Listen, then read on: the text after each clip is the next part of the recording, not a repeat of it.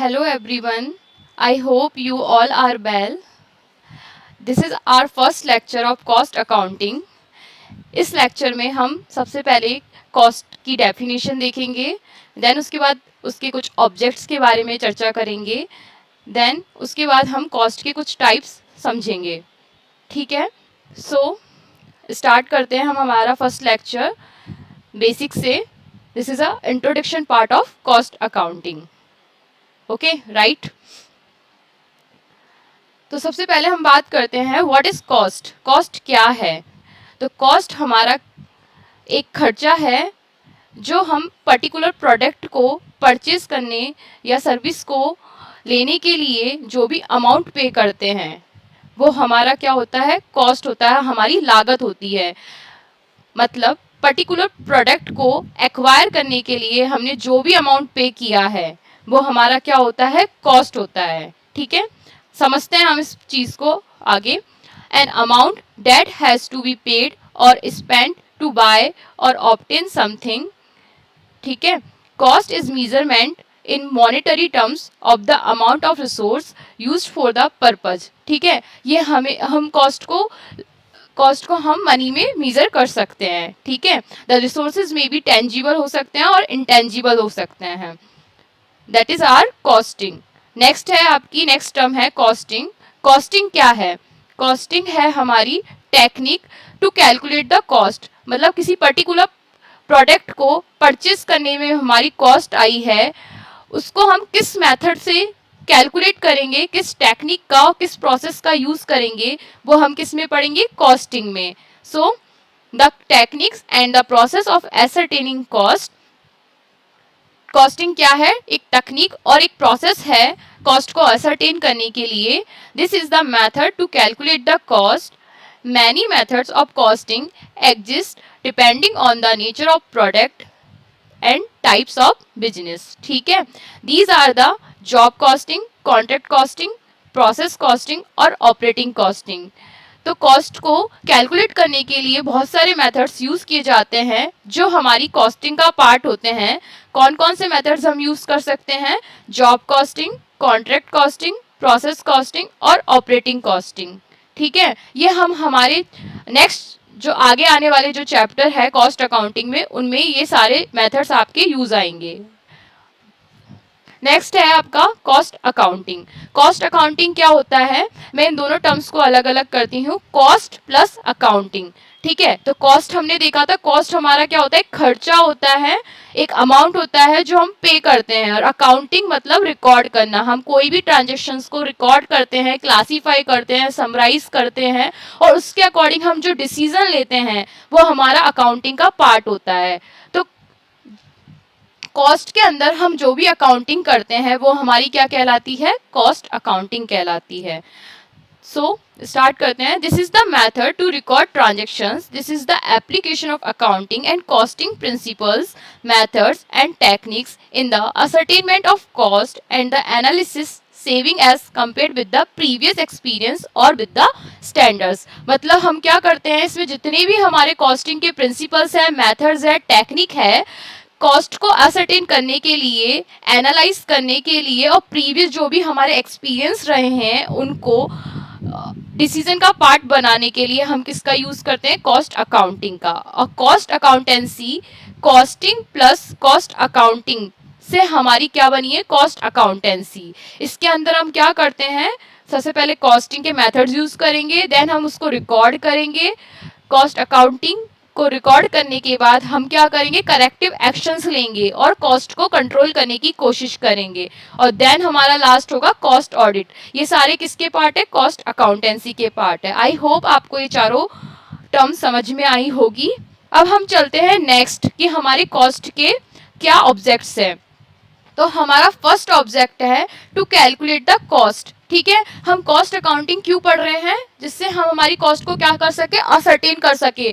Particular product पे हमारा कितना खर्चा हुआ है, पर्टिकुलर सर्विस को लेने के लिए हमारे पास कितना खर्चा हुआ है, ये सब हमारे कॉस्ट की क्या है? ऑब्जेक्ट है. इसके अंदर हम क्या देखते हैं?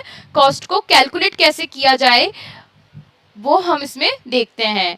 ठीक है, जब हमें कॉस्ट पता लग जाएगी तो हम क्या करेंगे, प्रॉफिट को डिटरमाइन करेंगे। फॉर एग्जांपल मेरी पेन बनाने की फैक्ट्री है और मेरी एक पेन को बनाने की कॉस्ट आती है 10 रुपये। तो ये तो है नहीं कि मैं उस पेन को 10 रुपये में मार्केट में सेल कर दूंगी। अब मैंने अपनी फैक्ट्री डाली है तो मुझे उस पर कुछ बेनिफिट या कुछ प्रॉफिट होना चाहिए। तो माना मैं उस पर प्रॉफिट कमाना चाहती हूँ 5 रुपये का, और तो हमें पता मैंने उस कॉस्ट को कैलकुलेट करने के बाद मैंने क्या किया, प्रॉफिट डिटरमाइन किया कि अच्छा मेरी 10 रुपये की कॉस्ट आ रही है, अब मैं इसमें 50% मार्जिन से आगे मार्केट में इसको सेल करूंगी। तो मेरे प्रोडक्ट का मेरे पेन का एक पेन पर कितना प्रॉफिट हुआ, मुझे 5 रुपये, और इससे मुझे क्या पता चल गई, मेरी सेलिंग प्राइस। तो मेरी प्रोडक्ट की जो सेलिंग प्राइस है वो कितनी हो जाएगी, 15 रुपये। तो हमारे बेसिक जो ऑब्जेक्ट है कॉस्ट अकाउंटिंग के वो क्या है, फर्स्ट है आपका कैलकुलेट द कॉस्ट, नेक्स्ट है आपका डिटरमाइन द प्रॉफिट। और जब हमें किसी प्रोडक्ट की कॉस्ट पता है और प्रॉफिट पता है तो हमें उसकी सेलिंग प्राइस पता लग जाती है। ठीक है, आई होप आपको ये समझ में आया होगा। नेक्स्ट है आपका cost control and cost reduction. तो कॉस्ट कंट्रोल क्या होता है, कॉस्ट को कंट्रोल करना। ठीक है, आपने सोचा कि एक पेन को बनाने में आपकी कॉस्ट आ रही है 10 रुपये।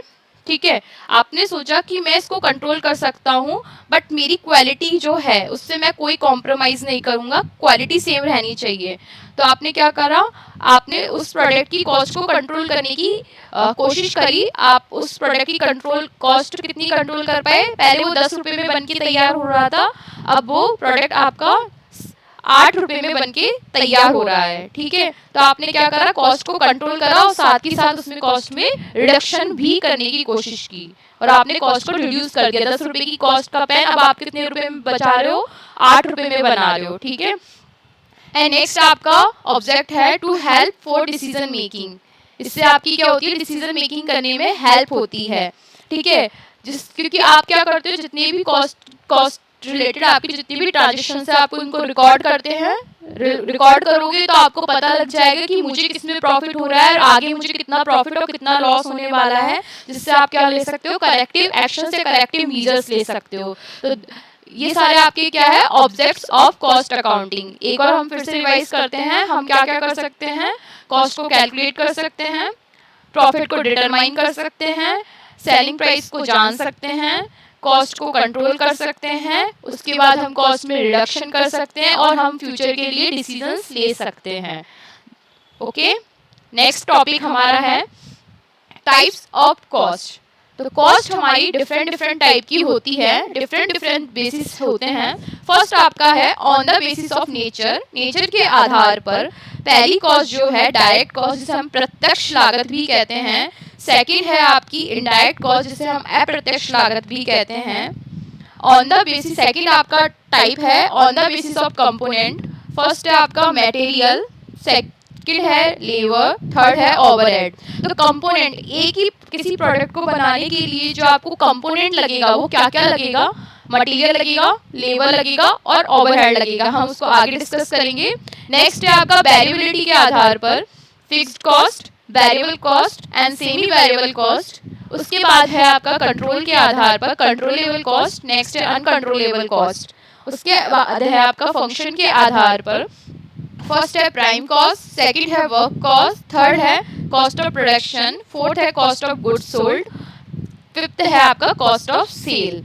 और आप डिसीजन या मैनेजमेंट के आधार पर भी आपकी कॉस्ट को बांटा गया है। फर्स्ट है आपका रिलेवेंट कॉस्ट, सेकंड है संक कॉस्ट, थर्ड है आपका स्टैंडर्ड कॉस्ट और लास्ट है आपका अपॉर्चुनिटी कॉस्ट। अब इन सबको हम एक एक करके डिस्कस करते हैं। ठीक है,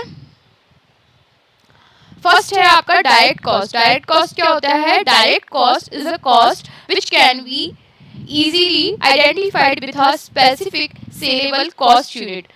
फॉर एग्जाम्पल, हम हमारी फैक्ट्री में पेन बनाते हैं। ठीक है, तो पेन बनाने में जो भी चीज़ें लग रही है जो डायरेक्टली किससे रिलेटेड है, प्रोडक्शन से रिलेटेड है। लाइक पेन को बनाने में हमारा मटेरियल के तौर पर प्लास्टिक यूज़ होता है और उसको जो भी बनाएगा वो लेबर होगा और उस पर जो भी अदर खर्चे आएंगे वो हमारा क्या होगा, एक्सपेंसेस होगा। तो जितने भी हमारे प्रोडक्ट को बनाने में जो भी खर्चे हुए हैं, सर्विस को रेंडर करने में जो भी हमारा खर्चा हुआ है वो हमारा क्या होगा, डायरेक्ट कॉस्ट होगा। ठीक है, वो हमारी डायरेक्ट कॉस्ट का पार्ट होगा। सेकंड है indirect cost. Indirect cost direct cost की जस्ट अपोजिट है, ठीक है। डायरेक्ट कॉस्ट क्या थी? जो प्रोडक्ट की मैन्युफैक्चरिंग से रिलेटेड थी। इनडायरेक्ट कॉस्ट क्या है?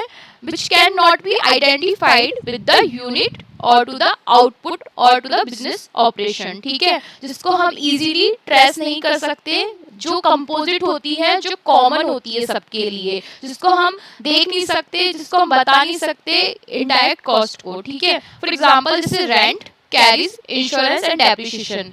मैंने आपको एग्जांपल दिया था पेन का।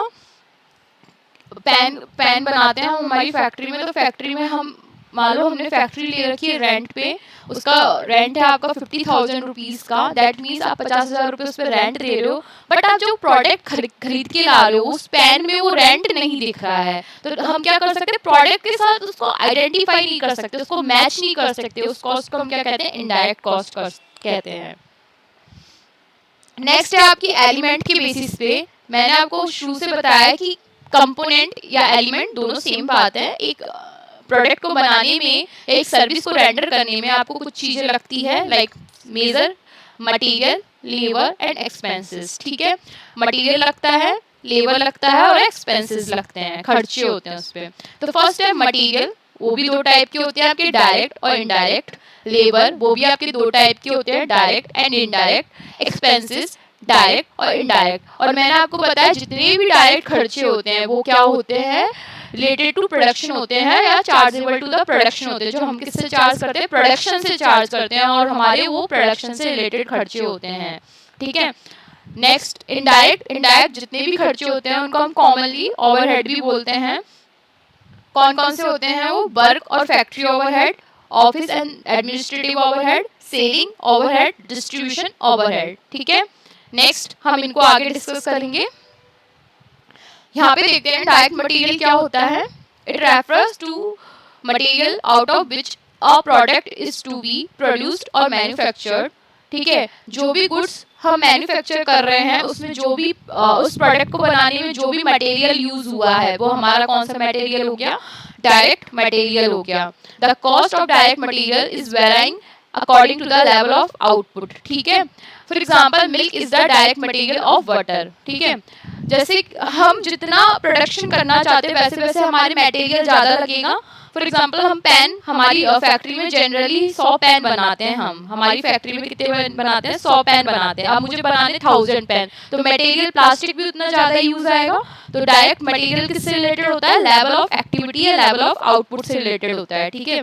जितना ज़्यादा आउटपुट उतना ज़्यादा मटेरियल, ठीक है, और जितनी ज़्यादा डायरेक्ट कॉस्ट, ठीक है। इनडायरेक्ट मटेरियल क्या होता है? जो रिलेटेड टू प्रोडक्शन नहीं होता, जो डायरेक्टली हमें ट्रेसेबल नहीं होता, डायरेक्टली हम जिसको आइडेंटिफाई नहीं कर सकते, वो हमारा इनडायरेक्ट मटेरियल हो गया। It refers to the material required to produce a product but not directly and cost form a part of the finish product. For example nails are used in furniture. मान लो आप furniture बनाते हो, आपके कारखाने में फर्नीचर बनाते हैं, उसमें जो कीले आप ठोकते हो उस फर्नीचर पे, वो आपके क्या हो गया? इनडायरेक्ट मटेरियल हो गया। मतलब वो प्रोडक्शन का पार्ट नहीं है, बिकॉज वो इतना दिखता नहीं है, बिकॉज को हम ट्रेस नहीं कर सकते, दिस इज नॉट आइडेंटिफाई, है ना। सो ये क्या हो गया? हमारा इनडायरेक्ट मटेरियल हो गया। नेक्स्ट है हमारा डायरेक्ट लेबर। डायरेक्ट लेबर क्या होता है?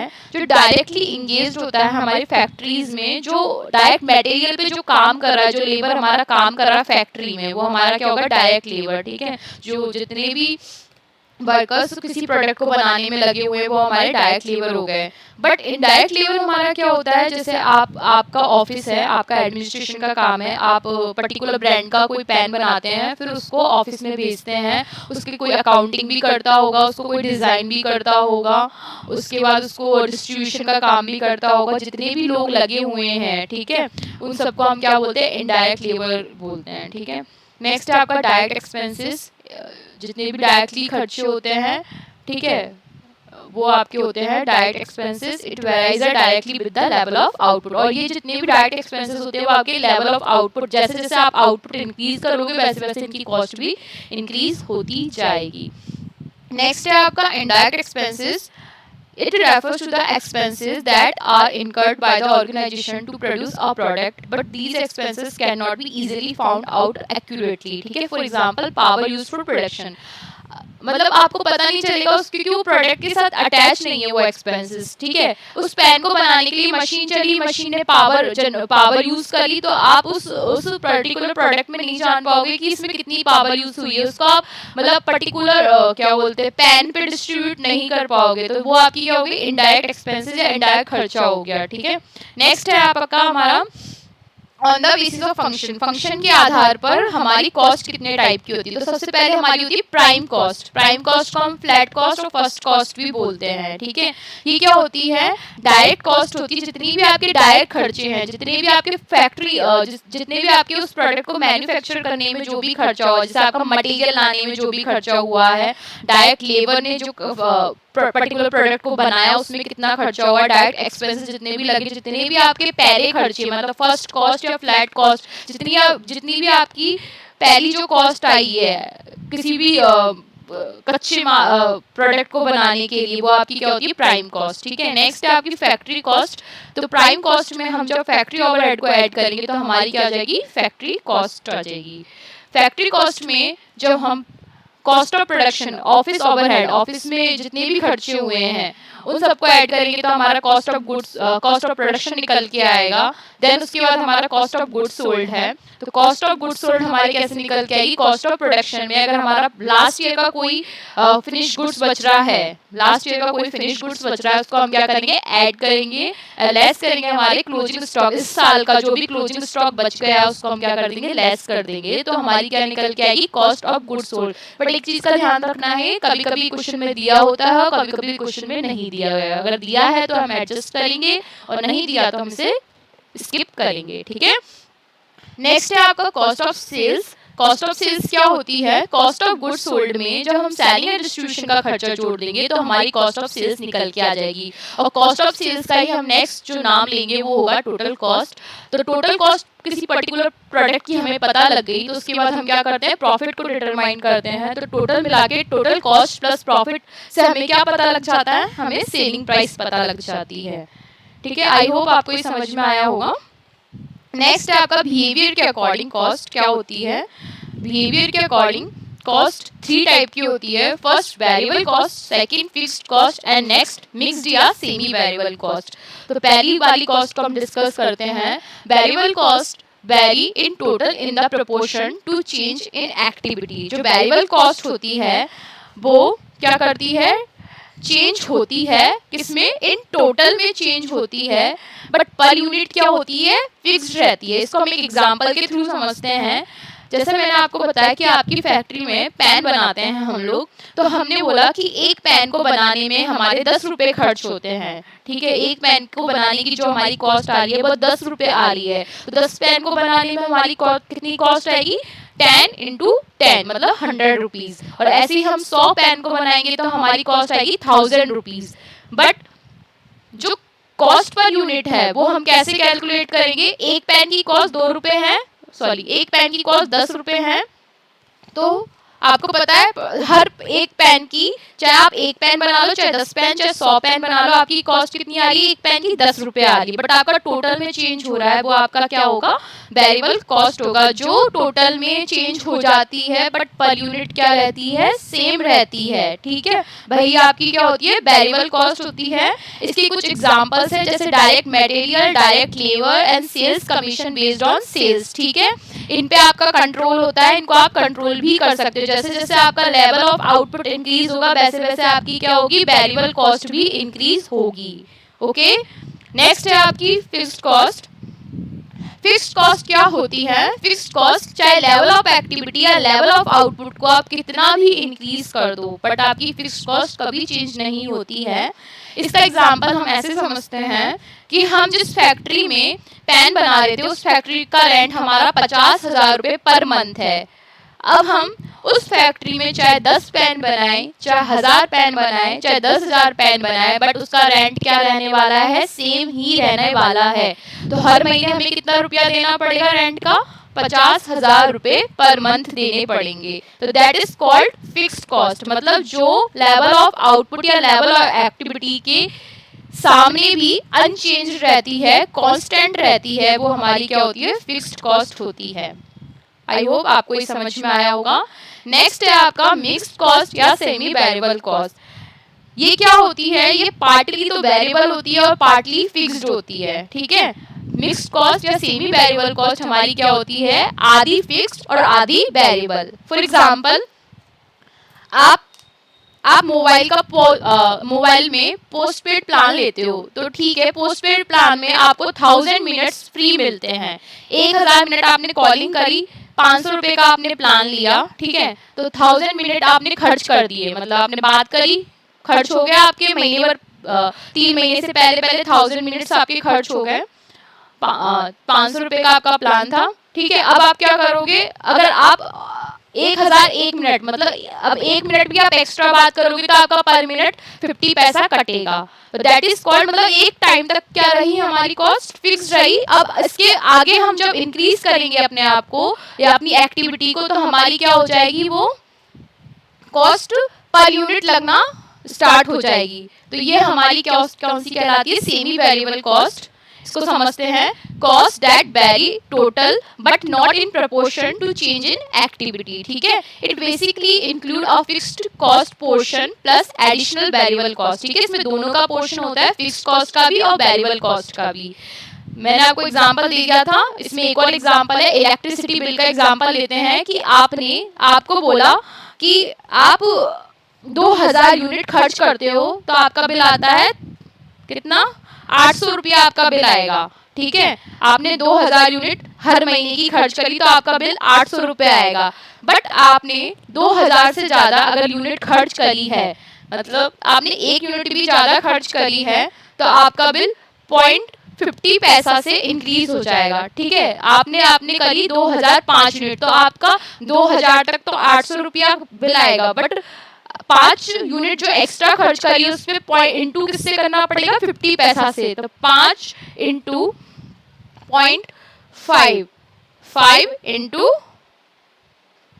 0.5, तो आपका कितना रुपए का बिल आ जाएगा, 802.5 रुपए का, ठीक है। मतलब जैसे जैसे आप यूनिट की खपत बढ़ाओगे वैसे वैसे आपका बिल इंक्रीज हो जाएगा। इससे हम कौन सी कॉस्ट बोलते हैं, सेमी वेरिएबल कॉस्ट, जो पार्टली फिक्स्ड और पार्टली वेरिएबल रहती है, ठीक है। और इसे हम दूसरे नाम से भी जानते हैं, जिसे हम बोलते हैं step fixed cost. I hope आपको ये समझ में आया होगा। नेक्स्ट है आपकी कंट्रोलेबिलिटी के आधार पर कॉस्ट। कंट्रोलेबल कॉस्ट क्या होती है, ऐसी कॉस्ट जो मैनेजर और जो हमारा हेड होता है वो क्या कर सकता है, उसको इन्फ्लुएंस कर सकता है, रेगुलेट कर सकता है, ठीक है। For example direct material, direct labour and certain factory overhead, जो कौन के द्वारा हम कंट्रोल करवा सकते हैं, सेल्स मैनेजर क्या कर सकता है, सेल्स कमीशन कितना देना है, सैलरी कितनी देनी है, पर्सनल की, मटेरियल कितना यूज करना है, ये सब हम क्या कर सकते हैं, जो हमारे कंट्रोल में है, जिनको हम क्या कर सकते हैं, कंट्रोल कर सकते हैं। बट कुछ अनकंट्रोलेबल कॉस्ट भी होती है जिनको हमारा जो मैनेजर, जो हमारा हेड है, वो कंट्रोल करके नहीं रख सकता। फॉर एग्जाम्पल जैसे डेप्रिशिएशन, हमारी फैक्ट्री में डेप्रिशिएशन जो भी चार्ज होता है मशीन्स पे, तो वो डेप्रिशिएशन आएगा तो आएगा, वो पड़े भी मशीन अगर चलेगी नहीं तो भी डेप्रिशिएशन होगा, और मशीन चलेगी तो भी डेप्रिशिएशन होगा। तो इन पे मैनेजर का कोई कंट्रोल नहीं होता है, वो हमारी क्या हो जाती है, अनकंट्रोलेबल कॉस्ट कहलाती है। आई होप आपको ये टॉपिक समझ में आया होगा। नेक्स्ट, कॉस्ट कुछ डिसीजंस के आधार पर है। फर्स्ट आपकी होती है रिलेवेंट कॉस्ट। रिलेवेंट कॉस्ट को हम संबंध लागत भी कहते हैं। ये कॉस्ट क्या होती है, cost that will differ under alternative course of action. In other word, these cost refers to those that will affect a decision. ऐसी कॉस्ट जो हमारे डिसीजंस को क्या करती है, अफेक्ट करती है, मतलब ये एक तरीके से हमारे डिसीजन को सपोर्ट पहुंचाने का काम करती है, जिनके बारे में हम अगर डिसीजन ले लेंगे तो हम जो हमारे क्या होगा, कंट्रोल में होगा। मतलब इस रिलेवेंट कॉस्ट जो हमारे फेवर में है, जिनके लिए हम डिसीजन ले सकते हैं, वो हमारी कौन सी कॉस्ट होगी, रिलेवेंट कॉस्ट होगी। नेक्स्ट है आपकी स्टैंडर्ड कॉस्ट। स्टैंडर्ड कॉस्ट क्या होती है, प्रमाप लागत भी बोलते हैं इसको। predetermined cost based on some reasonable basis such as the past experience, budget amounts, industry standards etcetera, the actual cost incurred are compare to the standard cost. ठीक है, आप समझ गए होंगे, आपने सब मैनेजमेंट में कई बार पढ़ रखा है। हम क्या करते हैं, पहले से ही प्री डिटरमाइंड स्टैंडर्ड मतलब कुछ स्टैंडर्ड सेट कर देते हैं कि हमारी पर्टिकुलर प्रोडक्ट को बनाने में इतनी कॉस्ट आनी चाहिए। तो हमने क्या कर दिया, एक पेन को बनाने में हमारी कॉस्ट आनी चाहिए 8 रुपये, बट हमारी कॉस्ट आ रही है 10 रुपये। तो हम क्या करेंगे, जो हमारा स्टैंडर्ड जो हमने सेट करा और जो हमारा एक्चुअल आ रहा है उसका हम उसका हम डेविएशन निकालेंगे, देन हम देखेंगे कि इसमें क्या करेक्टिव एक्शंस हम ले सकते हैं। ठीक है, तो स्टैंडर्ड कॉस्ट इसलिए सेट की जा सकती है जिससे हम हमारे डेविएशंस को चेक कर सके और हम क्या कर सके, करेक्टिव एक्शंस ले सके। इसलिए ये किसका पार्ट है, डिसीजन मेकिंग का पार्ट है। नेक्स्ट है आपकी अपॉर्चुनिटी कॉस्ट। अपॉर्चुनिटी कॉस्ट क्या होती है, एक पर्टिकुलर कोर्स ऑफ एक्शन या अल्टरनेटिव को चूज करने से दूसरे कोर्स ऑफ एक्शन को हमने जो फोरगॉन किया है तो उसकी कॉस्ट से हमें क्या बेनिफिट होने वाला था, वही हमारी अपॉर्चुनिटी कॉस्ट होती है। इसको हम एक एग्जांपल के थ्रू समझते हैं। लाइक माना आपकी मम्मी ने आपको 50 रुपये, आपकी मम्मी ने आपको बोला कि आप एक चॉकलेट खरीद के ले आइए। उसकी कॉस्ट थी, उसकी गली में आपकी गली की नुक्कड़ की दुकान पे उसको लेने गए तो उसको आपको पे करने थे 50 रुपये, बट आपने सोचा कि थोड़ी दूर जाऊंगा तो वो मुझे 40 रुपये की मिल जाएगी। ठीक है, बट उसके लिए आपको अपनी स्कूटी का पेट्रोल भी लगाना पड़ेगा, तो आपकी 40 + 20 आपकी कितनी पड़ी, 60 रुपये पड़ी। ठीक है, तो मतलब आपने क्या करा, उसको छोड़ा, एक अपॉर्चुनिटी को आपने छोड़ा, तो ये आपकी क्या हुआ, फोरगॉन करने की जो कॉस्ट आई है वो हमारी क्या हो गई, अपॉर्चुनिटी कॉस्ट। तो बेनिफिट फोरगॉन और given up when an alternative is chosen over the other. ठीक है, एग्जांपल लेते हैं हम। If business chooses to use its building for production rather than rent it out to tenant। ठीक है, अगर बिल्डिंग खुद हम यूज ले रहे हैं कोई प्रोडक्शन करने के लिए, बजाय इसको रेंट पे देने के लिए, तो हमारे को रेंट से जो पैसा मिलने वाला था वो हमारे लिए क्या हो गया, अपॉर्चुनिटी कॉस्ट हो गया। मतलब हमें उस पर्टिकुलर बेनिफिट को कमाने के लिए जो दूसरी कॉस्ट, जो लागत चुकानी पड़ी, वो हमारी क्या हो गई, अपॉर्चुनिटी कॉस्ट हो गई। The opportunity cost would be the rent income that would be the earned had the business chose to rent out. I think आपको ये समझ में आया होगा। नेक्स्ट एंड लास्ट आपकी है संक कॉस्ट। संक कॉस्ट को हम बोलते हैं हिस्टोरिकल कॉस्ट, डूबी हुई लागत, या इररिलेवेंट कॉस्ट भी बोलते हैं। मतलब जो हैपन हो चुकी है, जो घटित हो चुकी है, जैसे हम आउट ऑफ पॉकेट, जो हमारी पॉकेट से जा चुका है, जो पैसा निकल चुका है हमारे हाथों से, वो वापस नहीं आ सकता, वो हमारी संक कॉस्ट या डूबी हुई लागत कह सकते हैं हम उसको, डूबी हुई लागत कहते हैं इसको हम। लाइक आपने ट्यूशन फी पे कर दी, अब वहाँ से कोई भी आपका अमाउंट रिफंड नहीं हो सकता है, चाहे वो कैसा भी पड़ा है, तो वो आपका क्या हो गया, संक कॉस्ट हो गया। ठीक है, इसको बोलते हैं हम संक कॉस्ट। आई होप आपको ये समझ में आई होगी, and thank you for watching. मिलते हैं अपने नेक्स्ट लेक्चर में। Thank you, take care.